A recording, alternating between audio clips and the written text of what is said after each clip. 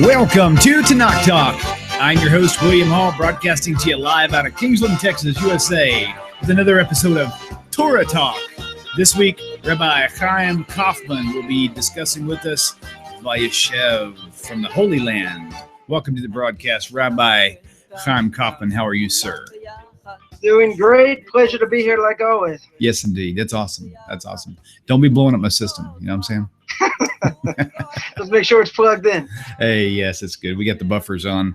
No doubt. No doubt. Wow. Yeah, it's been okay. So just in case people are watching this now, just want to let everybody know we've got Rabbi Chaim Coffman, who is going to be out of pocket on the week of this tour portion that we're actually going to be doing. So, I'm going to switch this camera for some reason right here. Yeah, there we go. Something's flickering in the background. Has to do with Chaim Coffman being on here again, I bet you. So, oh man, I usually don't run two broadcasts back to back without closing down the system or rebooting it, and I did just now. And I may wonder, probably I should try that next time and see. We'll see. But it takes about 15 minutes to set up, so we will not attempt that now. Okay, Rabbi. So, what do we have in store for us for Vayeishev? What's going on? Well, there's a lot that goes on in this parsha. If you look at any of these parshas, with the story of Yaakov and Esav, that we read a few weeks back, and that's, they're fighting as they come out of the, as they're fighting in the womb, as they come out of the womb, and, Yaakov steals the blessing, so to speak. So, when we go through that, in my language, I would say a lot of sense it doesn't make, because this is this is what it means that Esav hates Yaakov for all future generations. In other words, that any time there's anti-Semitism, in the world, we come back to this, right? We come back to this, this story of Esav and Yaakov. So now we come to Parshas Vayeishev, and in Parshas Vayeishev tells the story of Yosef and the brothers. Now, at the beginning of the parsha, very beginning, verse 1, chapter 37, verse 1, it says that Yaakov settled in the land of his father's sojournings in the land of Canaan. Now, Rashi there adds, from last week's parsha, from Parshas Vayeishev, we already know after he fights with the angel of Esav and everything that goes on there, he comes out and he goes back to the land, right? So we already understand that he's in the land. So why does the Torah have to start this week's parsha and say he's in the land of Canaan? Well, where'd you think he was? He's hiding somewhere? It's pretty clear where he was. So Rashi over there asks this question. He says that Yaakov wanted shalva. He wanted tranquility. Imagine what Yaakov went through in his entire life. He's fighting with Esav, in vitro, so to speak, in the womb, who's going to inherit the spiritual world, etc. So they're fighting about that. So then he has he steals the blessing, and Esav wants to kill him, and Rivka sends him to Lavan, and there Lavan messes him up by promising him Rachel, and at the beginning it's Leah, and he had to wait another 7 years, so 14 years, he finally gets Rachel, and after all that, he has all these children, and he had a problem with Dinah, and then he comes back, and now he's got this problem with Yosef. So, the obvious question is, he had so much trouble in his life and so many trials and tribulations. Why is it that he's taking a task now? Because he wants to quote unquote rest or have a little bit of tranquility, in his life. It irks God, so to speak, brings about his ire and says, oh, you want to have rest in this world? Well, guess what? I'm going to now bring you the problem with Yosef. So, yeah, you have to understand, what did he really want over here? What rest is he talking about? He wanted to kick his feet back on the recliner, have some falafel, popcorn, watch a movie. What in the world, what in the world is this quote unquote, rest all about? So simple explanation is he wants to be able to serve God without trials and tribulations. Look what he went on through, through his life. If you read, if you read the book of Tehillim, the book of Psalms, you see what King David went through, right? And he was, and all these different things that went on, and people were, running after him, and he had to flee for his life. He didn't have anything easy. And that's one of the reasons that if you look in the book of Kings, that Shlomo builds the temple and not David. One of the reasons is because David killed so many people, had so much blood on his hands, wasn't fitting it for him to build the temple. But even if we don't say that, the commentaries say that there were no wars in the time of King Solomon, right? So everything was quiet. He had it relatively easy. He had hundreds of people, thousands of people at his table, every day, and it was quiet. He was able to build the temple, which his own father wasn't able to do. So, having like some quiet, is tremendously beneficial. But again, the quiet that he wanted, just wanted to be able to serve God, properly. And because he asked that, and that's what he wanted, so God says, oh, you want rest in this world? Next trial is going to be Joseph. Now, when we talk about trials and tribulations, nobody wants them. Every day a Jew says the blessing that God, don't bring me to trials and tribulations, right? Don't bring me to cause me to sin, etc. The problem is that we don't grow without them. So it's like a catch-22. I don't want them, but I can't grow without them. So imagine if we didn't have trials and tribulations, what would our service of God be like? What would our prayers, be like? Imagine you got an electric bill to pay in 3 days. It's going to cost you $300. You have no idea where the money's coming from. I guess you would pray a lot better during that time, as if you had, even if you had the money sitting in the bank. Okay, so since you have everything already set up, there's no great test there. But in reality, even if we have things, it doesn't mean we're going to continue to have them. So really, we should pray every day on a regular basis like we have nothing. And therefore, since we have nothing, our prayers are that much greater, are that much better, because we're not resting on our laurels. So again, he had all these trials. So I would say in my language, like, give him a break.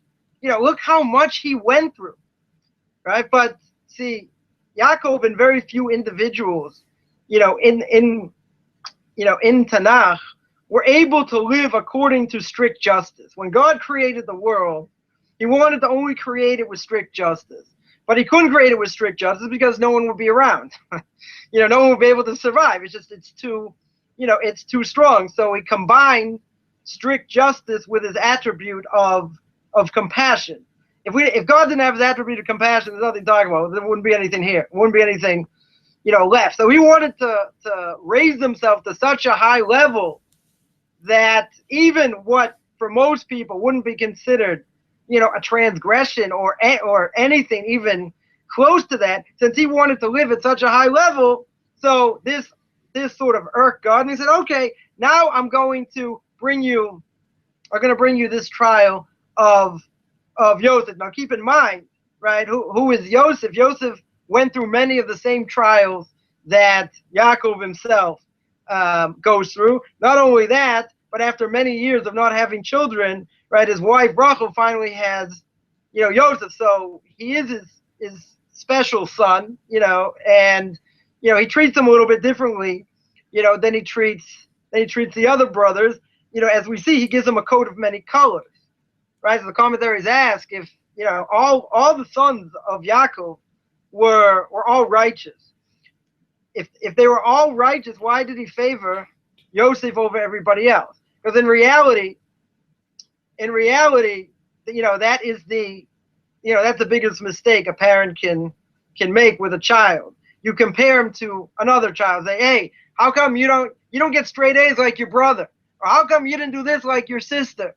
So, that's obviously not the way to educate, a child. The same thing here. If you give him a coat of many colors, the brothers are going to be jealous. And we see clear that the brothers are jealous, not to mention that the dreams, that he had, and he shares. So because of what Yaakov did, And now he brings out this ire of God, and the whole thing now starts with, Yosef. But again, in my language, for what Yosef did, and he tells over the dream, and then Yaakov sends him out to the brothers, and then they want to kill him, and then he gets sold, and then Yaakov's never consoled, and then he ends up going to Egypt, and then the whole thing with Potiphar's wife, and he gets thrown in jail, and then he comes out of jail, and he tells the story, he tells Pharaoh what his dreams mean, and he ends up being the viceroy of Egypt, and ends up saving his brothers because there was no food in the promised land. There was a famine, so they had to come down, and the whole thing about why they had to come down, how they ended up in Egypt. Like there's a lot of things, going on, at the same time. And in my language, a lot of sense it doesn't make. Well, that's been a great week. Well, we'll see you, William. I've had a great time over here. I think we should end right now. A lot of sense. A lot of sense. This is difficult. So we break it down. That Joseph has dreams, right? He's got two dreams, and the dream that he has both show that he's going to take over for his brothers. He's going to be greater than the brothers, right? The first dream definitely shows that. And the second dream, when it talks about the sun and the moon, right? Yaakov says, "What are you talking about? Your mother's not alive, right? You're going to have dominion over us as well." But at the end of that, Yaakov says, when he hears the dream, he says at the end that his father kept this matter in mind, right? It's verse 11. So even though he heard what the dream was, and he says it's preposterous, like, your mother's not even alive, etc. How could you think that you're going to have dominion over us, as well? But he remembers, what he said. So let's go back to the dream. If we go back to the dream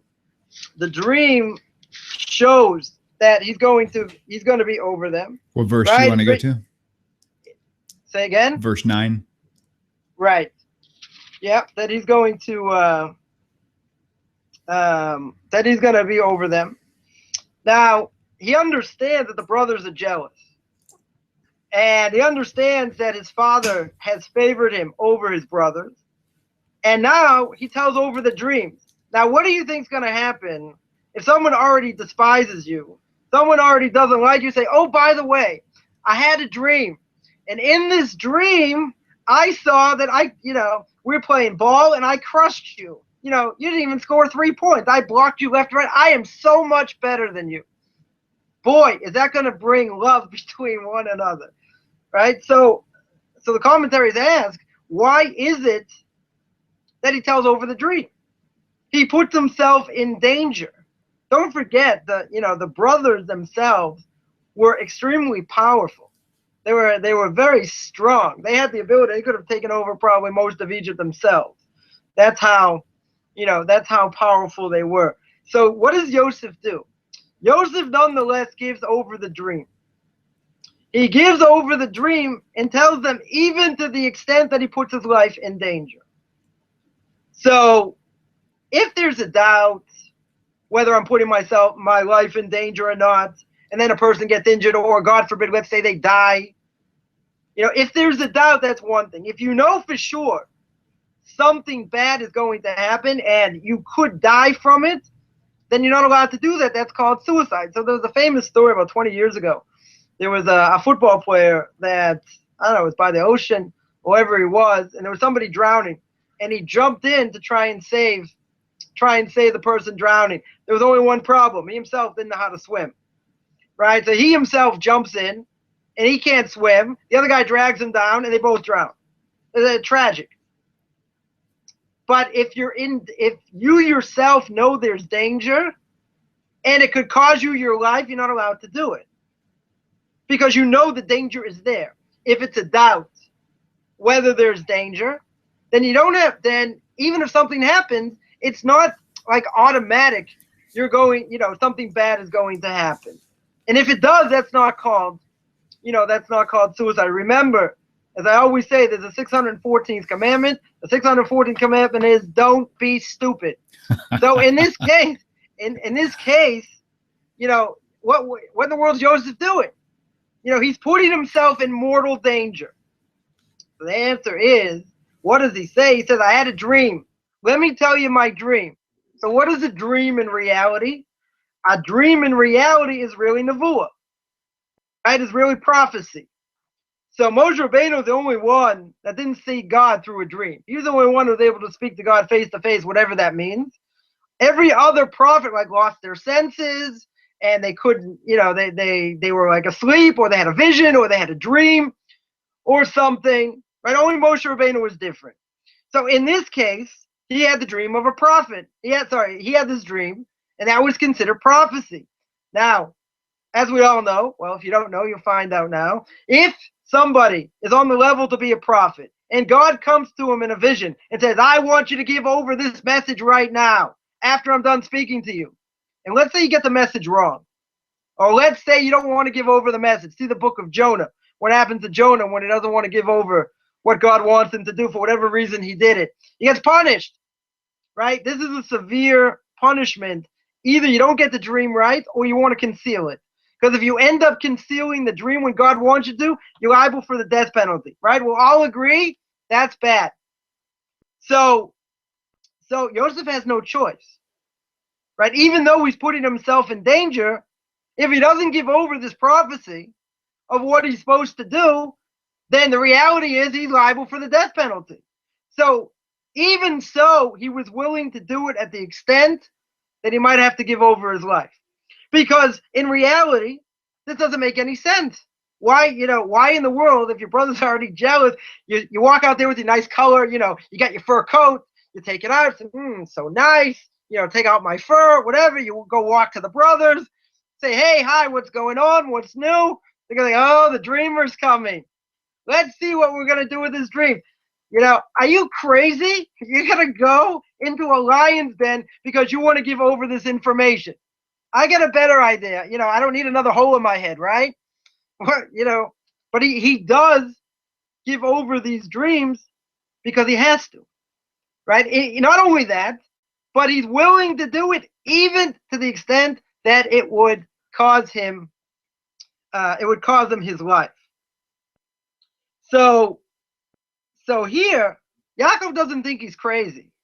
Yaakov understands, and we have to, one point that I forgot to make is that Yosef learned with his father. Yosef was very much like his father. He went through a lot of the same things, which we mentioned, as his father. But in learning, as a great individual, he was greater than all the brothers. He had the potential to be even the fourth Avos, right? He could have been one of the four. He could have been the fourth patriarch, right? He didn't end up doing that, right? So he failed to a certain extent, but he was greater. There's no question that he was greater than the brothers. So why did Yaakov give him the coat of many colors? Didn't he understand that it's going to make the brothers jealous? Of course he understood that. But he also understood something else. He understood that, what did Joseph represent? He represented spirituality. He represented greatness and spirituality. Because he represented greatness and spirituality, Yaakov wanted to show the brothers the same thing. He didn't say, oh, look, Joseph is so much better than all you combined. He didn't say that. But he wanted to show them subtly that they would learn from him, that they would gain from him. He's the youngest, doesn't matter. But they would see his righteousness. And because they would see it, that would cause them to want to become better as well. So that's a tremendous thing. If we look at it at face value, yeah, obviously if you're going to support someone more than another and you give him gifts, etc., that's going to cause the others, to be jealous unless you're equal with how you treat them, right? Because the Torah says, or the King Solomon says in Mishlei, in Proverbs, that you should teach your child al pi darko, according to his way. So we explain that like this: you don't teach him al pi darki, according to the way I think he should be taught. You teach him how he needs to be taught himself, and not every kid and not every adult is the same, obviously. So they have to be treated differently. They have to be taught in a different way. Not everyone is a cookie cutter, right? You put them in, they come out the same, right? Everyone is very different. But Yaakov understood that, and still he wanted the brothers to see what the potential was of Yosef, and what they could gain and what they could learn from him.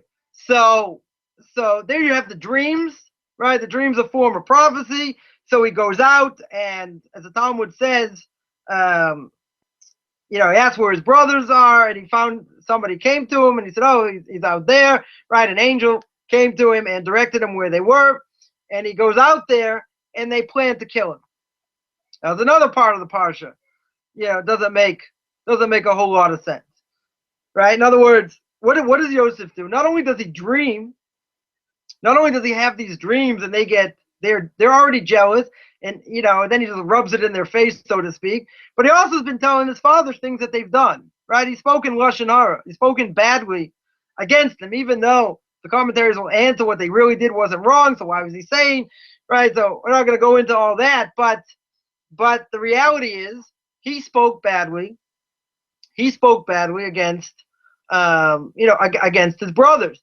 Now, because he did that, it's an interesting story that Ramosha Schneider, who was a great rabbi in England during the time of the war, happens to be my Rebbe's Rebbe, and he was the Rosh Hashiva, the head of Eitz Das in London.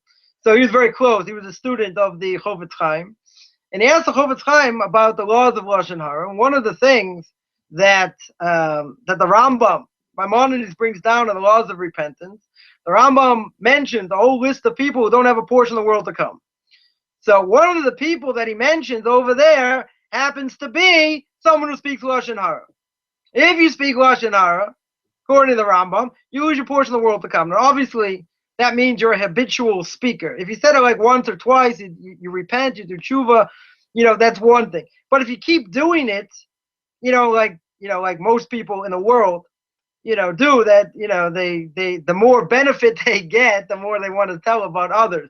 Because the benefit to them is they make other people look bad. So when a person speaks lashon hara, God forbid, against someone else, he kills three people. He kills himself, he kills the person who he spoke about, and he kills the person listening. He kills himself because if a person speaks badly against someone else, what benefit does he have? There's no monetary benefit, right? He only gets the benefit of making himself look better. That's one thing. So he destroys himself in the process. The person we spoke about, we understand, because he's causing his name to be dragged in the mud, so to speak.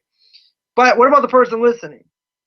How did he kill the person listening? Because if the person listening really if he takes what this person says seriously, then he's going to have a different opinion of how he looks at this person, right? So, and then he could tell other people, they could tell other people, and, next thing you know, this person's ruined because of what someone spoke.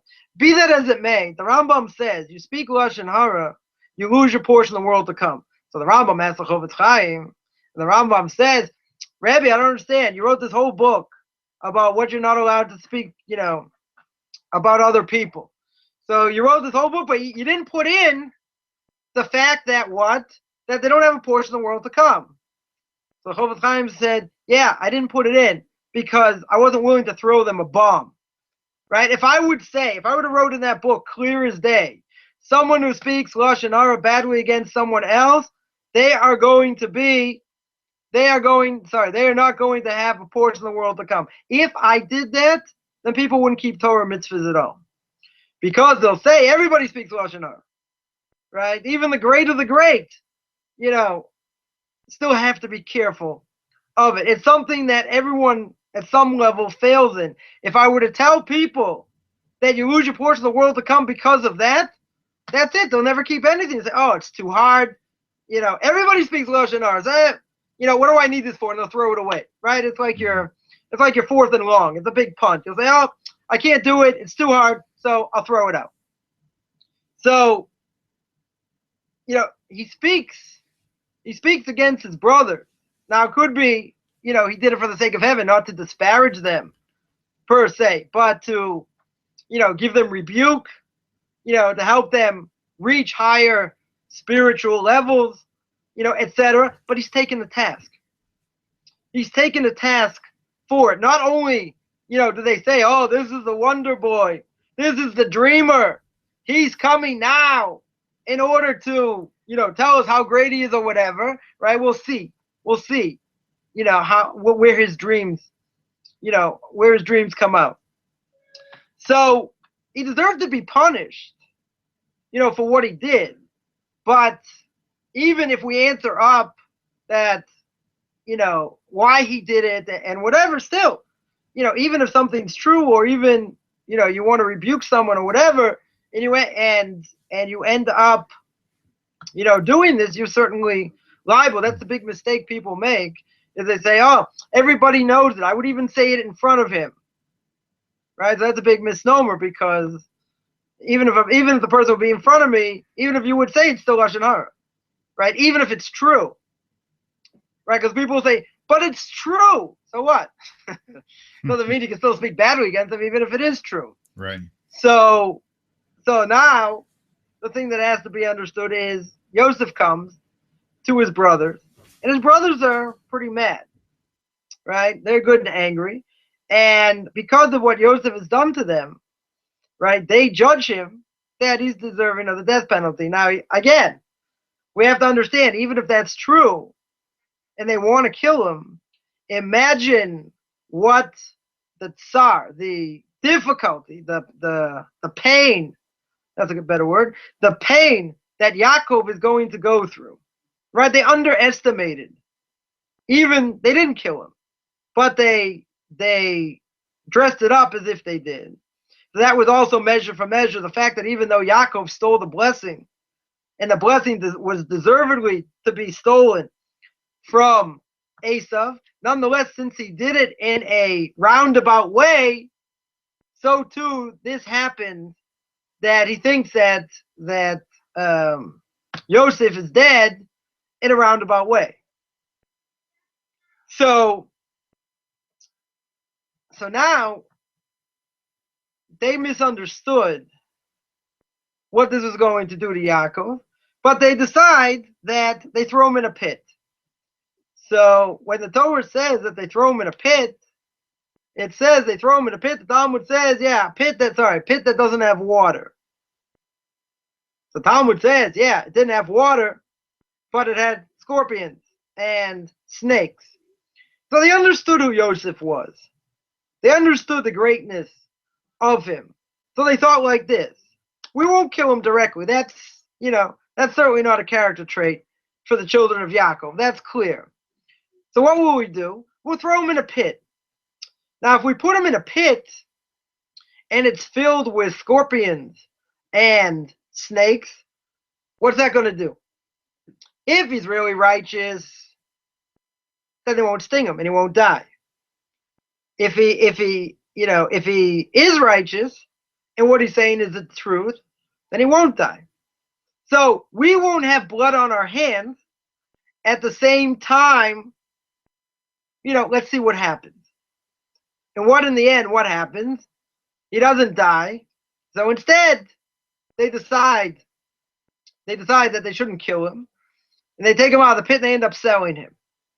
Now, when you look at all this, and again, if we look at, a lot of these stories in the book of Genesis, it's all Kabbalah, basically. Because if you look at this at face value, and we know that all the brothers are righteous, and that Yaakov raised them to that level, so how could they do this? Right? At face value, it doesn't make any sense. Only, and I say, I say that greatly, only when they realize what they're going through, when Joseph speaks to them, and he speaks to them roughly and accuses them of stealing, and he makes Binyamin come down, when he puts the goblet, when they mention that he has when they mention they have a younger brother, but he's tied up with his father, and they go through all that, they finally realize that they've done something wrong, and that God has caused all this to happen. They realize because they heard Joseph's cries to save him, and they didn't listen.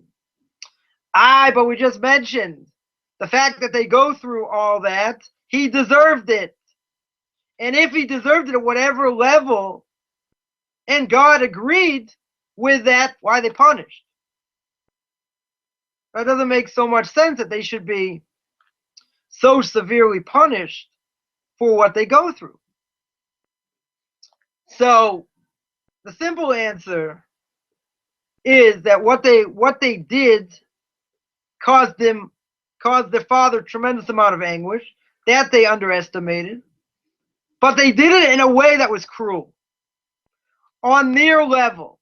So you might say, well, they didn't kill him. It's not like they took a knife and slashed his throat and let him die.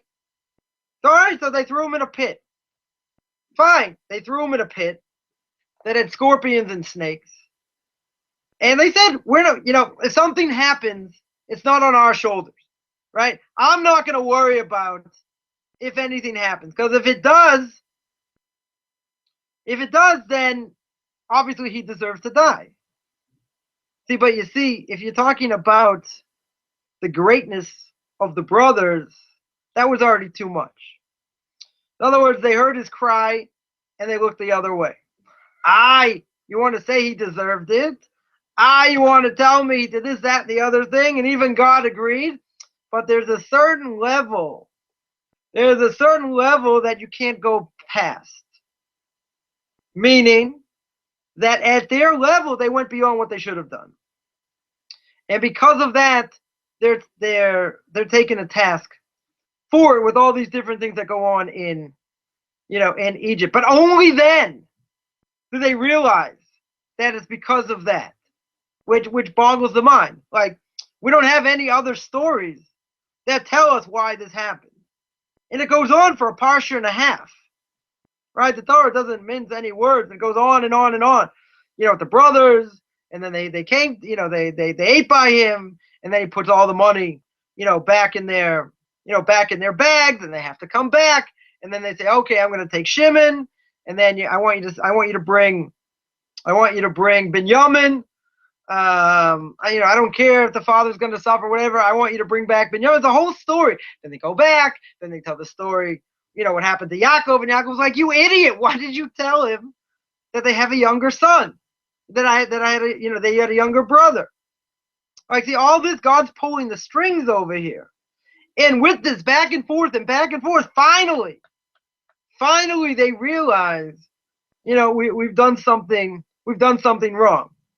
And it goes like a whole roundabout way until it comes out that Yosef can't hold himself back, and he understands that they, repented properly, and because of that, then he comes out and tells them who they are, because that part of the story also doesn't make any sense, because even though he was sold down there, and even though he was second in command and he saves them and everything else, nonetheless, what do you make him go through it for?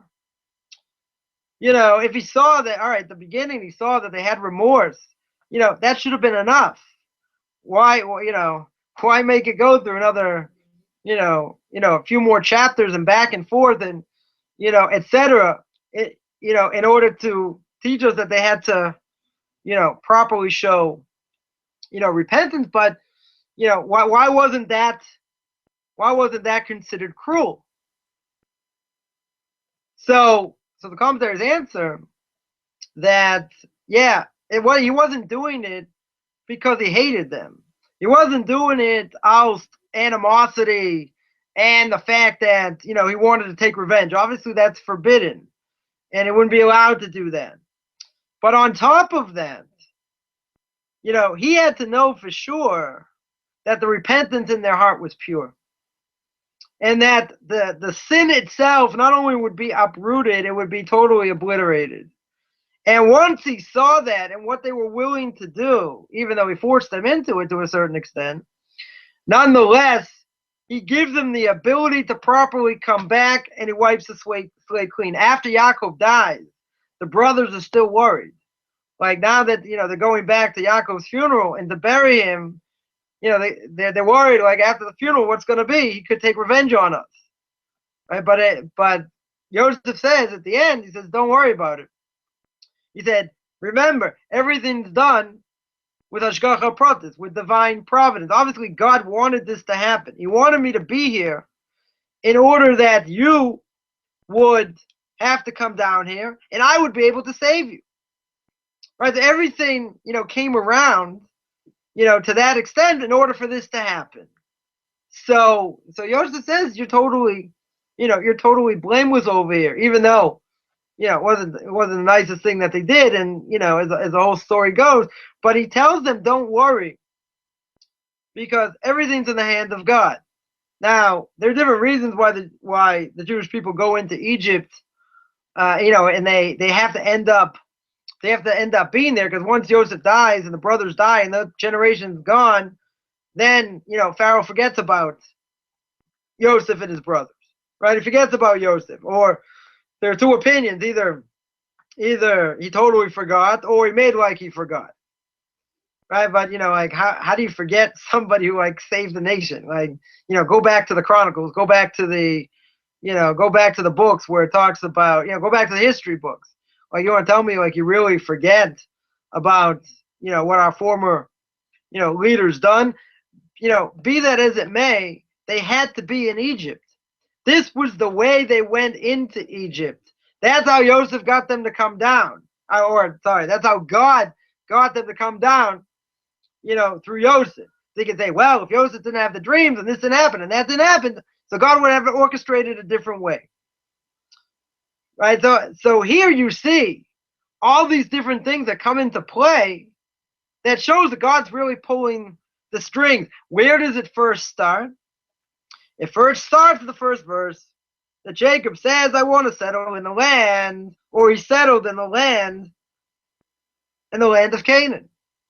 And he wants a little bit of rest. So he says, oh, the problem starts with Joseph. This is the whole way in order to get Joseph to go down to Egypt, and then eventually to bring Yaakov and to bring everyone else. And that's where the Jewish people came from, right? That's where they became, became a nation.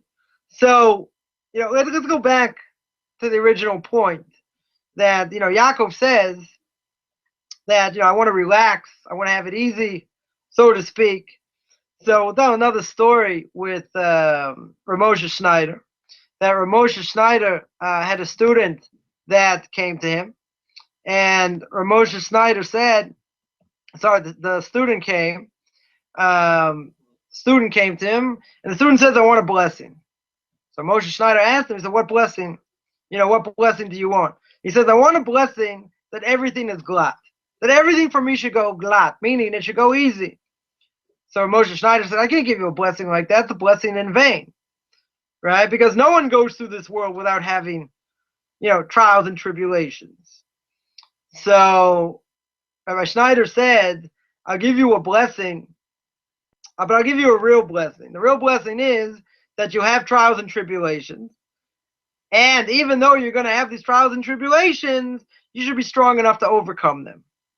That is a true, pure blessing. Because, again, without trials, we don't grow. So here, whatever we go through, and we always think, this is so hard and this is so difficult. All you have to do is read through Tanakh, see what our forefathers went through. I mean, it totally boggles the mind, because the reality is that they became who they become because of those trials, to the extent that the last of the trials that Abraham goes through is the trial of the Akedah, right? Is the trial of the binding of Isaac. Now, commentaries say there he was 9 for 9, right? He had 9 trials. This is his last trial. Had he not gone through the last trial, he wouldn't have become Abraham. What do you mean? Everyone's walking around with their pocket God. Here's Bob. Don't leave home without him. He brought absolute monotheism to the world. He's the father of all nations. You want to tell me if he wouldn't have gone through this trial, he still wouldn't be considered great? Yeah, he still would have been considered great. But his legacy, right? You always hear people talk about that. His legacy wouldn't have been solidified. But he still would have been great. So I would have said, just cut him some slack. God knows what he's going to do anyway. If he knows what he's going to do, let him go. Give him credit. Don't make him go through it. The answer is no. He had to go through it to bring out these final character traits to solidify his legacy. Otherwise, he wouldn't have been as great as he was. Right? That's what the commentaries tell us. It boggles the mind. See, I'm a lot nicer. I'd cut people, I'd cut people some slack and say, okay, they suffered enough. They went through difficulties. So why make them go through X, Y, and Z now? If they've already done it. So we mentioned at the beginning, what did Yaakov want? He wanted to be judged to a much higher standard. Because he wanted to be judged to a much higher standard, he had to go through this as well. Yeah, and this killed him. He was in anguish for 22 years. He doesn't see his son. Not only that, he doesn't have prophecy. Even though his father, Yitzhak, understood that Yosef was alive, wasn't allowed to say anything. But Yaakov didn't have prophecy at that point. And the reason he didn't have prophecy is because you can't have prophecy, he's just sad. Right? If a person's sad, prophecy goes out the window. Right? You have to have great joy and reach that level, to have prophecy. But that killed him. Almost literally, he wasn't consoled, to the extent that, his son tells him, okay, if I don't bring Binyamin back, and our Binyamin was his youngest through Rachel, and then she dies, right? He also had that trial as well. And, his son says, well, if I don't bring Binyamin back, kill my 2 sons. What do you mean kill my 2 sons? Here are my grandkids. Okay, you don't bring Binyamin back, I'm going to slaughter them. Right? It also doesn't make a whole lot of sense. So,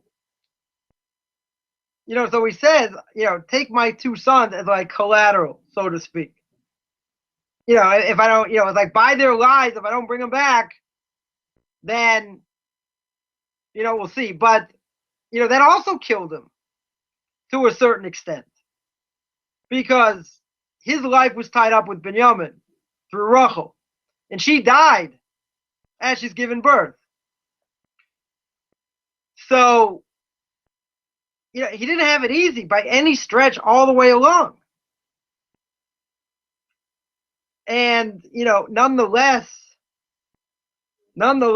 when the brothers say that Yosef's alive and Yaakov doesn't believe him, 100% till he sees the wagons that he sends, and the wagons were a sign, Rashi says there, were a sign that that was the last thing they learned, right? They were learning, the last topic they learned before Yosef disappeared, was a hint with these wagons. So, when we go full circle and we see, we see what, and Yosef doesn't have it easy either. He's in a foreign land. He's in a land that is full of immorality, so to speak. And, he somehow survives it only through the education that Yaakov gave him. So, that being true, he still goes through, tremendous hardship. But when we look at it and we look at the brothers, and what they did, when they brought the coat of many colors and they dipped it in blood, the commentaries say, as we mentioned, was a connection to what he did to by stealing the blessing. So he was tricked by his sons, for what happened to Yosef, the same way that he tricked his brother in order to get the blessing, even though there were reasons why he did it, and it was supposed to go to him, and a lot of other things going on there. But it's part of Vayeishev, right? So we're not going to talk about Todos. Anyway, but there's a lot, there's a lot,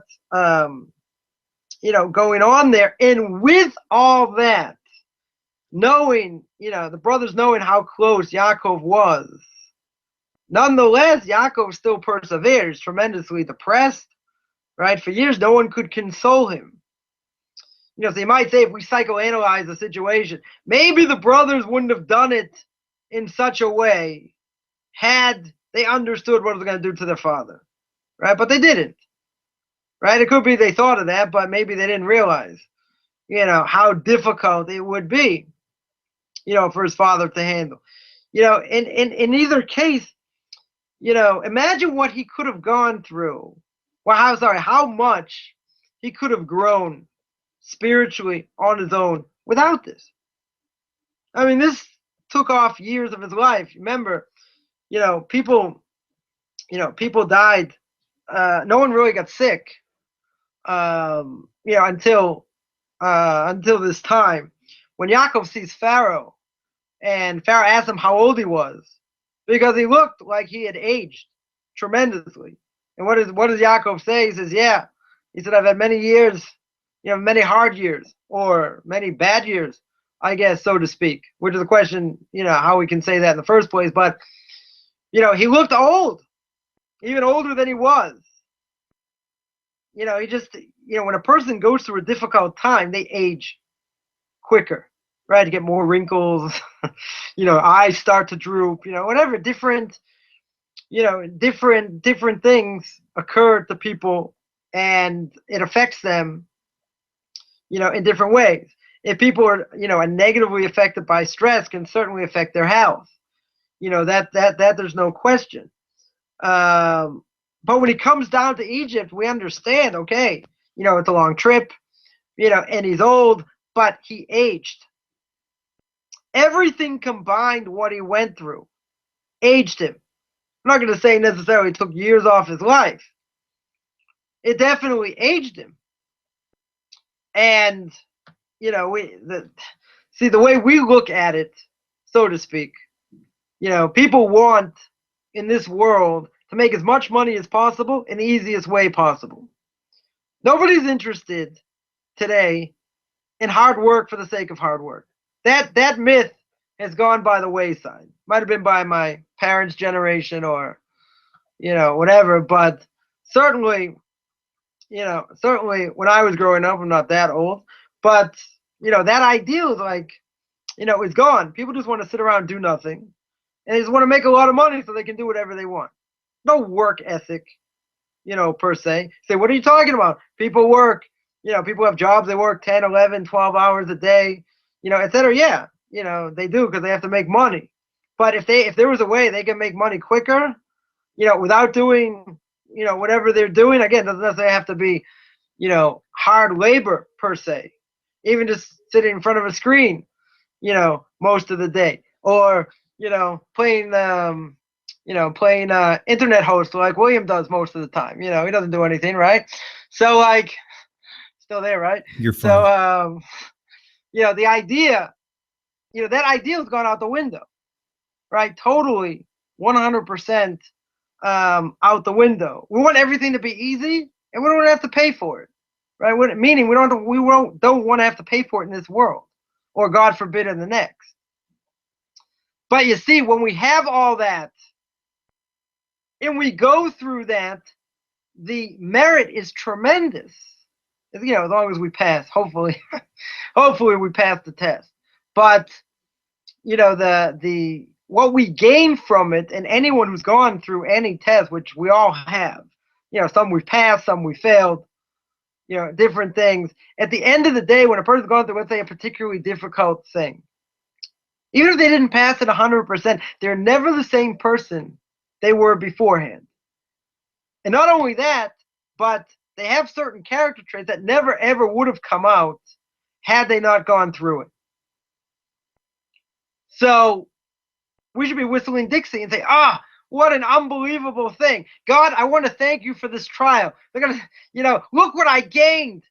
I learned to appreciate things. I learned this and I learned that. You're going to say, what are you, an idiot? Are you a masochist? You say, God, can I have some more? That was a pleasure. Hit me over here. Hit me over here. Like, go ahead. I want some more so I can get this, I can get this final, merit that's going to help me, in the next world. We don't want that.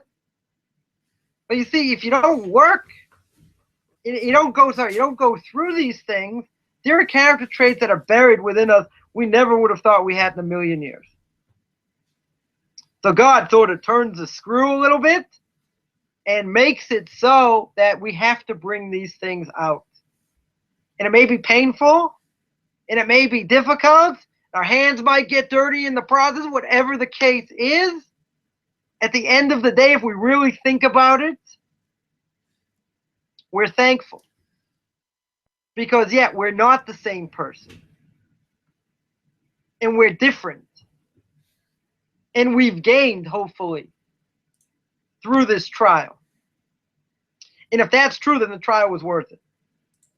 If we missed the boat and we didn't gain anything from it, then it's a big problem. Mm-hmm. Like if God would send us a wake-up call, like he's doing now all over the world. And the Rambam says in the laws of kindness, and the laws of fasting, the Rambam says if something happens, tragedy occurs, and we look the other way and we don't internalize the message, then we're called cruel. And then that means that God put all this together, and at the end, he wasted his time because nobody changed. Nobody did anything. It's tragic. Who's not going to be awakened by what's occurring? So the answer is, people say, well, it just so happens where you are, and, it's luck, it's chance, it's this, it's that. At the end of the day, God himself is knocking on the door. And he's saying, look, you got all the weapons. You have nuclear weapons, and you have power, and you have might.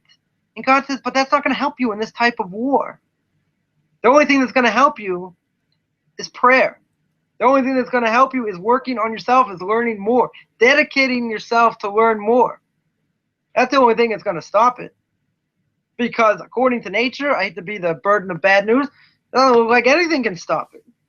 It can happen in any country, any place, any time. So when we hear about something, we can't, look at it and say, oh, it's so depressing, and I can't live, and I can't sleep, and I can't do all these things. It's depressing, yes. I can't, at the other extreme, just blow it off and say, well, it didn't happen to me. It didn't happen to anybody I know. It didn't even happen to my country, right? Not even in my neighborhood, nowhere close. So so that's the other way. So we have to internalize the message, but at the same time, we have to take stock, of what's going on. So Yaakov wanted to take stock of the world, and he just wanted to learn, and he just wanted that, things should be easier to a certain extent. He doesn't have all these trials anymore. Let him work on himself, not just reacting to whatever's happening around him. God says, I can't do that. Not you want it easy? Right? As the Talmud says, most people do not inherit both worlds. They're not well off financially in this world, and inherit the next world as well. You don't get both normally. You have some people that may have both, but it's very few. Either you have it one way or the other. You don't necessarily have it both. So, okay, so let's say he's not looking, to have everything handed to him on a platter. That I could understand. So what I could say is that, he just wants to be free to, to learn on his own, to have, enjoyment from his kids, from his grandkids, without some catastrophe, going on. He's coming back to the land of Israel, and Shem takes his daughter, and then they wipe out the city and whatever, it's like, I just want to go home. I just want to relax. Not relax, but, I want to have it in a way where I don't have all these things, going on. It took him tremendous strength to overcome. But you'll say the bottom line is he had to go through it. And he wanted to go through. He wanted to hold himself to a higher level. That higher level made him who he was. I mean, who says today if they have 8 kids, 5 kids, 3 kids, whatever it is, that each kid is righteous in and of themselves. Who can say that? Torah is not an inheritance. So just because a parent may be righteous doesn't mean his kid's going to be. So something everybody has to fight for. But he had 12 sons that were all great. See, but greatness came through work. Greatness came through a tremendous amount of effort. Didn't come by itself. So because he went through it, made his kids greater as well. Through that. But if he would have had his choice would have been, God, I know you've helped me in the past. Leave me alone. Like, just give me a chance to have it, where I don't have these trials anymore. He just finished with Esav. 400 men come to him, and Esav wants to kill him, and God thwarts him. And then, he survives all that, and then his wife dies. And then, and he has a second child from her, even though she dies. And Joseph's still around, and Joseph's very close to him, and then he brings up this whole thing until the end of his life, until finally 22 years go by that he suffers. But he suffers because God put him through it. He suffers because that's what God wanted him to go through. And at the end, he came out a star. Didn't mean it wasn't hard. Didn't mean it wasn't worth it for him to go through it.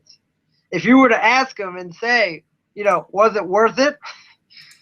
He suffered tremendously. It's something that we can't imagine. If we want to look at suffering besides reading the book of Job, read the book of Psalms. Right? Go through what King David himself went through. Right? As we mentioned before. Didn't have an easy life, but he gave us, generations later, the ability to fight. The ability to go against the tide. The ability to fight against the entire world. Like Abraham was on the other side. The other side of the entire world. If you have something like that, they gave that to the world. He gave over his life for that. For the sake of his kids and all these trials, and look what he did. Look what he accomplished. Yeah, but look what he went through. All right, everyone's got a story. Everyone's got their own things that they go through that make them who they are. But at the same time, without them, we wouldn't be anywhere. So, in the last trial that Joseph has, he goes through the trial with Potiphar's wife, and at the end, because he gets thrown in jail, and then he comes out and interprets dreams, everything comes full circle, right? Because then he comes out, he becomes second in command. He's able to save the brothers. He brings his father down, and that's how they end up in Egypt. So we'll say what we said at the beginning. This doesn't make any sense. So we tried to make like a drop of seeing like a little bit, of what's going on behind the scenes. But the one thing that we see more than anything else is that if you don't have a running commentary over here, then we're lost, right? We're totally lost trying to figure out like what in the world is going on. So what is the moral of the story today? What's the best? The moral? Don't be stupid. Don't be stupid. The moral of the story is that even if we're going through tough times, we have to realize that whatever test the person goes through, it's not forever. We see, there is a light, at the end of the tunnel.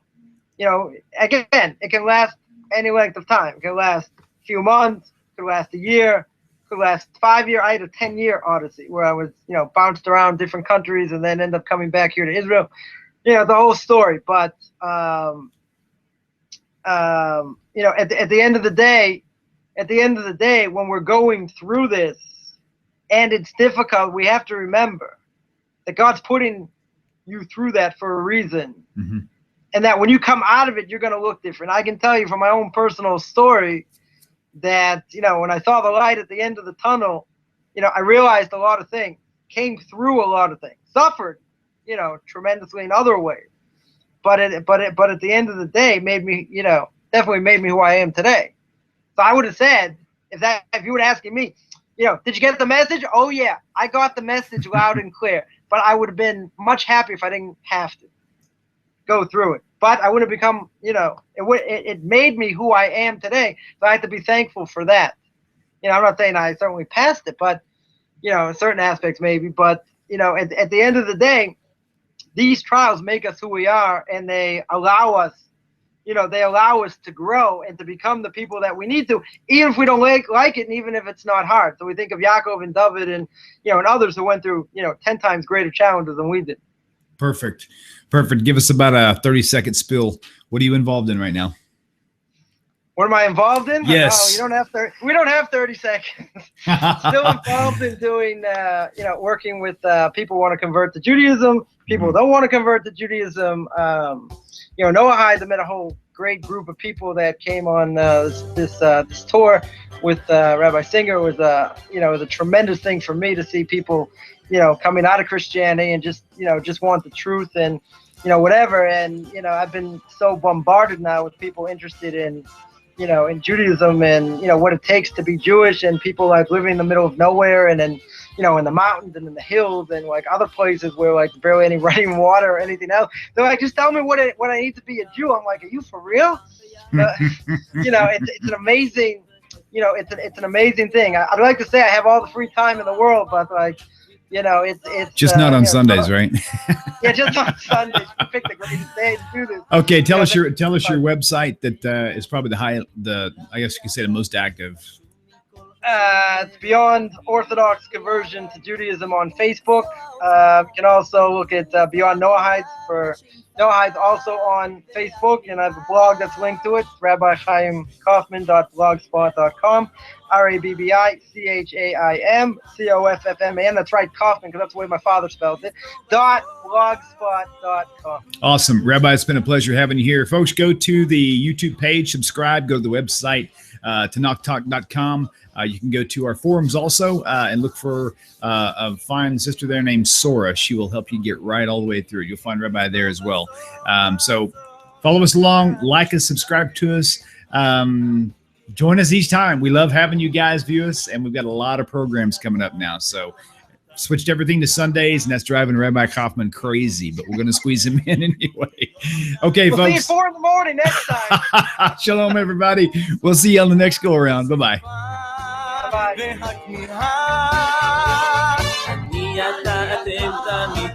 כולם ביחד, חשוב מכל חשוב והכרחי להיות ביחד. חיבוק זו העוצמה, ויתור זו הגדולה, שאיפה והכמיהה.